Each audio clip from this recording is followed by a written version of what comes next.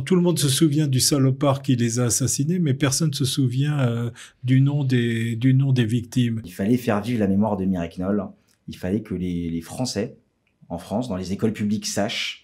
Mais il fallait pas oublier aussi qui était Mireille Knoll, son attachement à la France, mais à Israël. C'est vraiment un projet qui va déconstruire aussi tous les préjugés par rapport à, comme disait Michael, sur les Juifs en France, mais aussi sur Israël. L'État d'Israël a ce devoir d'appuyer ces projets éducatifs parce que c'est complètement lié. Les écoles publiques, malheureusement, ne permettent pas à des enfants juifs de vivre sereinement l'éducation en France. Le 23 mars 2018, Mireille Knoll a été assassinée de 11 coups de couteau. Elle a été égorgée au nom de Allah Akbar et comme si cela n'était pas suffisant, elle a été brûlée.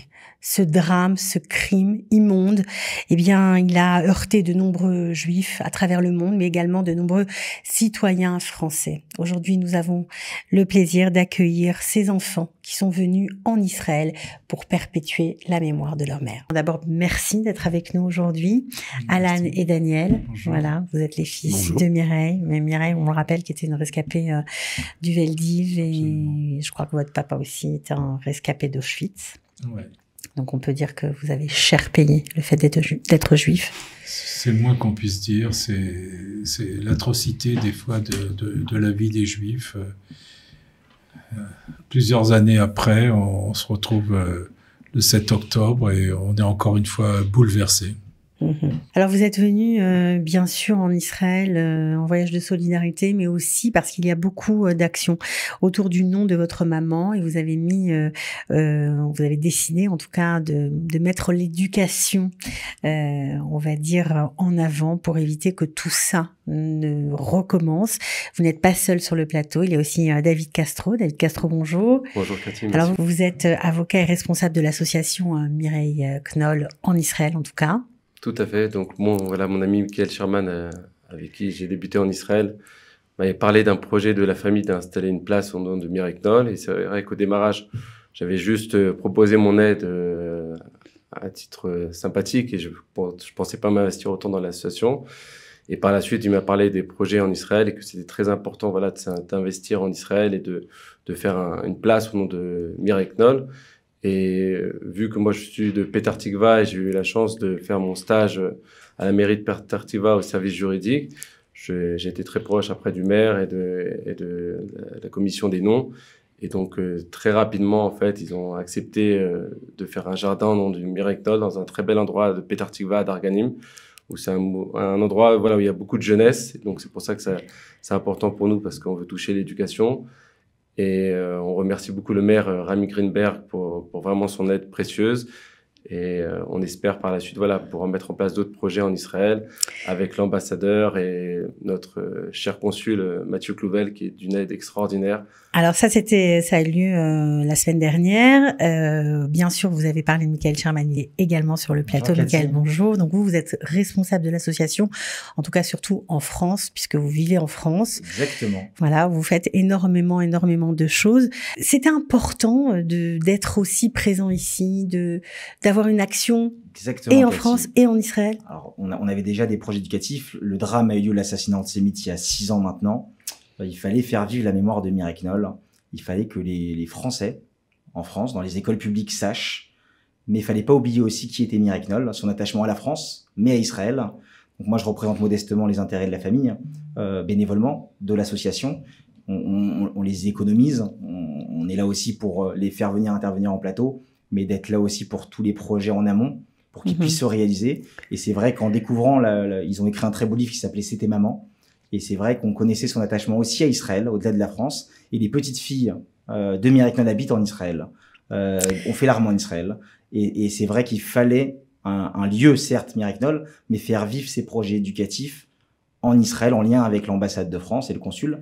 Et c'est aussi le but de notre venue. Et avec ce qui s'est passé le 7 octobre, les mêmes barbares qui ont fait les pogroms du 7 octobre sont les mêmes barbares qui ont assassiné Mireille Knoll. Et notre venue était obligatoire.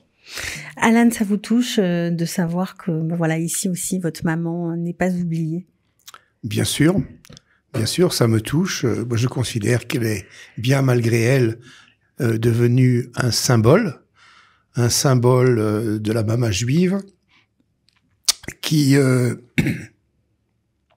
s'est trouvé être également la grand-mère de tous les Français et de nombreux Juifs, la grand-mère de cœur.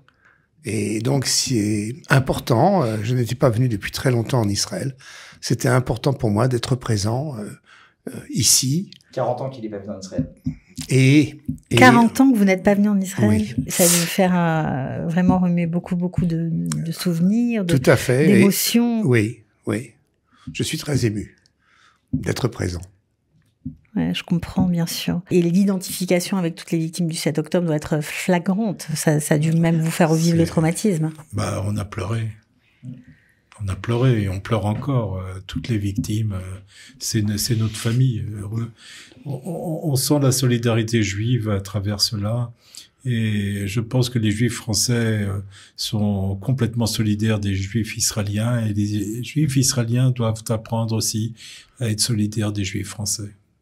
Voilà, je pense qu'ils le sont. Alors vous avez bien sûr un hasard, une coïncidence des calendriers, puisqu'en France du 21 au 28 mars, je crois qu'il y a la semaine éducative contre le racisme et l'antisémitisme. Exactement, le hasard des choses a fait que Mireille Knoll, le 23 mars 2018, était assassiné dans le cadre de cette semaine, sans le vouloir, mais aussi le même jour que le colonel Beltrame.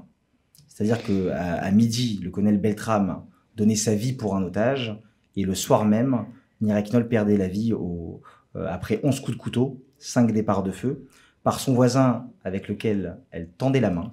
Elle l'accueillait chez elle et il l'a assassinée. Parce que juive. Au cri d'Allahu Akbar. Exactement. Alors qu'il savait qu'elle habitait dans un logement social, alors qu'il savait qu'elle avait une pension de retraite de 800 €, mais il pensait qu'elle avait un trésor juif. Cet assassin, et même au procès, on l'a vu en octobre 2021 et novembre 2021 pendant 3 semaines aux assises, pensait encore que finalement il n'a pas trouvé son trésor juif. C'est-à-dire il n'était pas fou, hein, il était pénalement responsable et moralement responsable de ses paroles, mais cet individu qu'on ne nommera pas avait ses préjugés anti-juifs, qui avait tué 11 mois plus tôt Sarah Halimi, Zichrono Libracha, et qui ont tué d'autres juifs en France et dans le monde. Donc c'est pour ça que notre présence en Israël, elle est primordiale, et par la bienveillance, c'est vrai, que de l'ambassade de France, parce qu'on pourrait croire, etc. Mais c'est vrai qu'on est très soutenu et qu'on veut faire ce lien éducatif parce que même des enfants juifs ne connaissent pas leur histoire. Alors, lien éducatif, c'est-à-dire qu'il va se passer des choses très importantes en Israël. Je crois que vous êtes tous là pour essayer de mettre en place un prix Mireille Knoll. Michael s'en occupe ardemment. Voilà, avec l'aide de David, évidemment, qui est notre représentant en Israël et qui est là pour coordonner en fait ce lien entre les parlementaires français, Mathieu Lefebvre, et Yossi Taïeb et Dani Louz à la Knesset, pour que durant cette semaine, alors le hasard du calendrier fait que c'est Shabbat Purim, donc ça sera pas exactement le 23 mars, mais ça sera durant cette semaine, de faire venir des classes de Maïmonide, de Mikvé, des écoles francophones en Israël. Je salue Marine Wakin qui nous est d'une grande aide en Israël également, pour avancer sur ce projet, faire venir des classes d'élèves à la Knesset et être en Zoom en même temps avec des classes en France. On a là aussi un acteur à nos côtés, Paul Fitoussi, qui est à Marseille, qui nous aide énormément et qui est en Suisse également sur ces projets éducatifs en lien avec le monde francophone. Et grâce à ça, on va pouvoir, enfin, on a eu l'accord oral des députés, de nous soutenir sur ce projet qui tient à cœur. Donc le but, c'est quoi? C'est on va dire, de mettre en lumière une classe qui aurait fait un travail de mémoire, de transmission sur l'antisémitisme, c'est ça? Par rapport à votre maman ou sans rapport, comment? Soit sur l'antisémitisme ou soit sur les victimes françaises, parce qu'il y en a eu tellement. Quand on pense à tous les gens qui ont été assassinés, que ce soit à Montauban, que ce soit à Toulouse, que ce soit à Paris, il faut pas oublier ces gens-là. Tout le monde se souvient du salopard qui les a assassinés, mais personne ne se souvient du nom des victimes. Et ce sont nos frères et nos sœurs qu'on a assassinés. Vous dites, quand vous parlez de l'association de votre maman, la haine du juif, c'est la haine de Dieu et de l'humanité tout entière. Bien entendu. Bien entendu. C'est une phrase qu'elle aurait pu dire, ça? Je pense que oui, hein. Vous savez, la sensibilité juive qui vient de très très loin, elle existe et on le ressent tous les jours. Et on a besoin de l'aide des francophones en Israël. On sait la force de Kalita, on sait que vous êtes écoutés. Et on a besoin de vous, Cathy, et encore merci de nous recevoir, parce que on a besoin de cet écho pour faire vivre nos projets.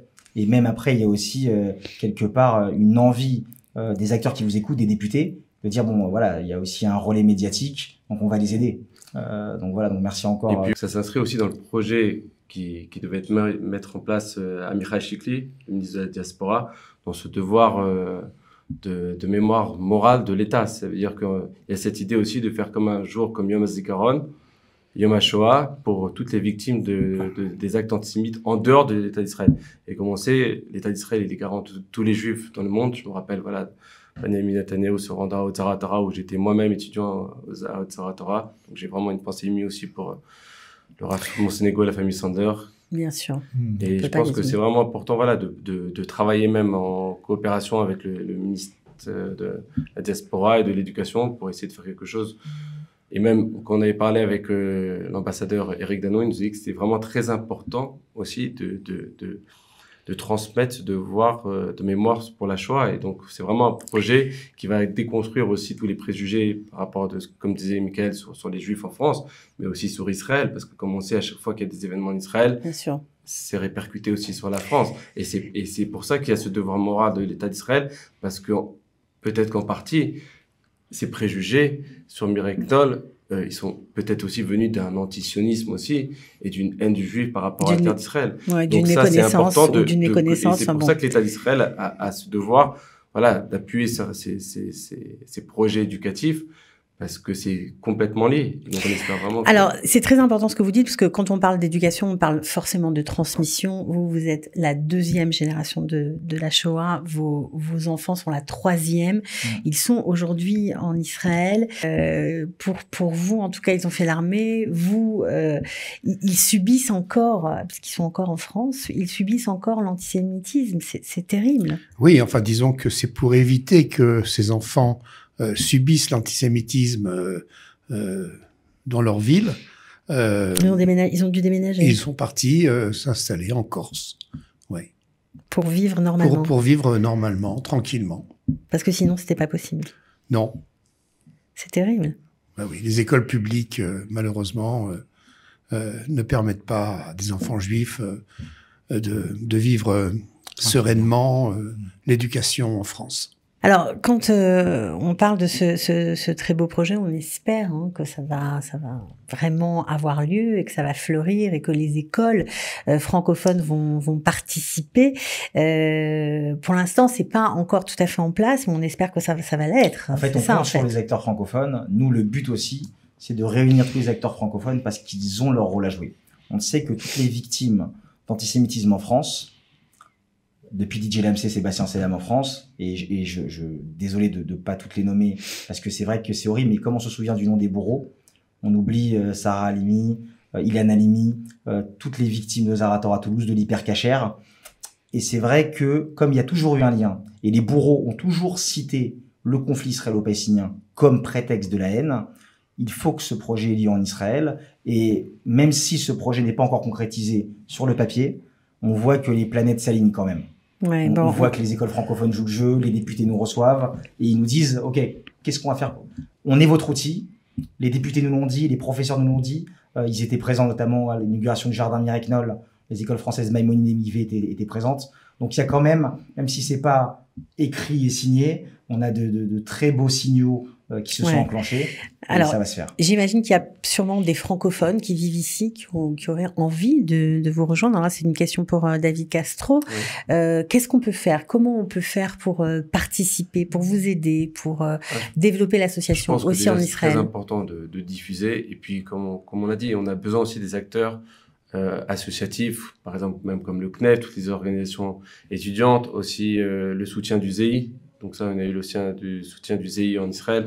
Donc ça, pour nous, c'est très important de sentir que la jeunesse est là et qu'elle porte ce mouvement, parce que c'est vrai, ça doit venir même voilà, même des juristes francophones aussi qui puissent parler de ça. C'est important de communiquer parce que souvent le problème c'est d'arriver à toucher le plus de personnes possible. Bon, avec les réseaux sociaux, on a plus de facilité à aborder les gens et à diffuser. Daniel, juste pour finir, parce qu'on a parlé de transmission, on a parlé des enfants, les vôtres ont fait l'armée en Israël. Ouais. Comment ils ont vécu tout ça, quoi, tout ce qui leur est arrivé dans leur chair par rapport à leur grand-mère, ce qui est arrivé le 7 octobre. Comment ils s'en sortent? Ça a été extrêmement difficile parce que toutes, elles ont eu des copains ou des copines qui ont été tués, qui étaient à la fête.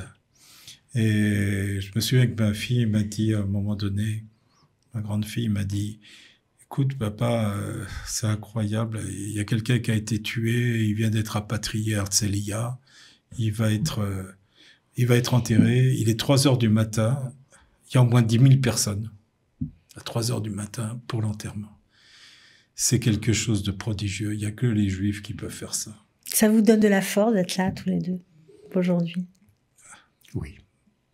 Ça vous redonne confiance en l'humanité? Ah, ça serait un bien grand mot. Faut pas exagérer. Faut pas exagérer, exactement. Mais en tout cas, ça réconforte. Ça réconforte et puis je pense que l'homme est perfectible. Mm-hmm. Très perfectible. Ouais. Bon, en tout cas, vraiment merci d'avoir fait le déplacement, d'être venu jusqu'à nous pour parler de votre maman. Vraiment, on espère paix à son âme, qu'elle nous protège d'où elle est vraiment. Parce que sa fin était absolument terrible et tellement une injustice tellement grande que ça nous a tous touchés, bouleversés, vraiment. Merci à tous les 4 d'avoir été avec nous. Merci. On vous souhaite bonne chance pour vos Nombreuses actions, voilà, pour le prix Mireille Knoll. On espère qu'il aura bien lieu. En tout cas, on vous suit. Vous revenez quand vous voulez. Merci beaucoup. Merci. À bientôt. Merci.